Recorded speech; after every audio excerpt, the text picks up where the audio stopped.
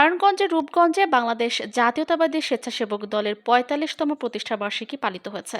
এ উপলক্ষে বুধবার দুপুরে উপজেলা স্বেচ্ছাসেবক দলের উদ্যোগে মুড়াপাড়া এলাকায় বর্ণাঢ্য র্যালি বের হয়।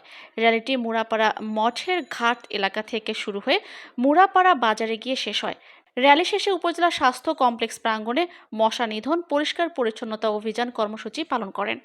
এ সময় উপস্থিত ছিলেন জেলা স্বেচ্ছাসেবক দলের আহ্বায়ক মাহবুবুর রহমান, কেন্দ্রীয় স্বেচ্ছাসেবক দলের সদস্য শহীদুল ইসলাম শিপলু, উপজেলা স্বেচ্ছাসেবক দলের আহ্বায়ক রফিকুল ইসলাম সহ অনেকে। এ সময় বক্তারা বলেন, কেন্দ্রীয় ঘোষিত কর্মসূচির অংশ হিসেবে উপজেলার বিভিন্ন স্থানে আজকে মশা নিধন পরিষ্কার পরিচ্ছন্নতা অভিযান পরিচালনা করা হচ্ছে। বিএনপি সব সময় স্বচ্ছ রাজনীতি পছন্দ করেন, কোনো অন্যায়কারীকে প্রশ্রয় দেন না। আগামী নির্বাচনে বিএনপি জয়লাভ করলে দেশকে একটি সুন্দর, সমৃদ্ধিশীল ও উন্নয়নশীল দেশ হিসেবে গড়ে তুলবে। তো প্রোগ্রামে আজকে আমরা রূপগঞ্জ থানা স্বাস্থ্য কমপ্লেক্সে উপস্থিত হয়েছি। রূপগঞ্জ থানা স্বাস্থ্য কমপ্লেক্সের আনাচে কানাচে যত ময়লা আবর্জনা আছে আমরা পরিষ্কার পরিচ্ছন্ন কাজে লিপ্ত আছি। আমরা গাছ লাগাচ্ছি, আমরা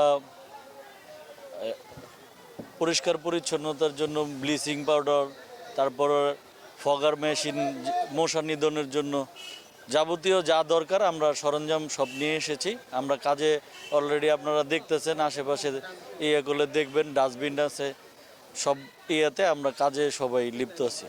আমাদের সাংগঠনিক অভিভাবক তারেক রহমানের নির্দেশ, সারা বাংলাদেশের সমস্ত স্বাস্থ্য সেবা কেন্দ্রগুলো আজকে স্বেচ্ছাসেবক দল কেন্দ্রীয় সংসদের নির্দেশে সারা বাংলাদেশে আজকে একদিনের জন্য পরিষ্কার পরিচ্ছন্নতার যেই কর্মসূচি দিয়েছে সেই কর্মসূচি সফল করার জন্য আমরা আজকে রূপগঞ্জ উপজেলা স্বাস্থ্য কমপ্লেক্সে সকাল থেকে আমরা বিভিন্ন ধরনের কর্মকাণ্ড নিয়ে আমরা পরিচালনা করছি।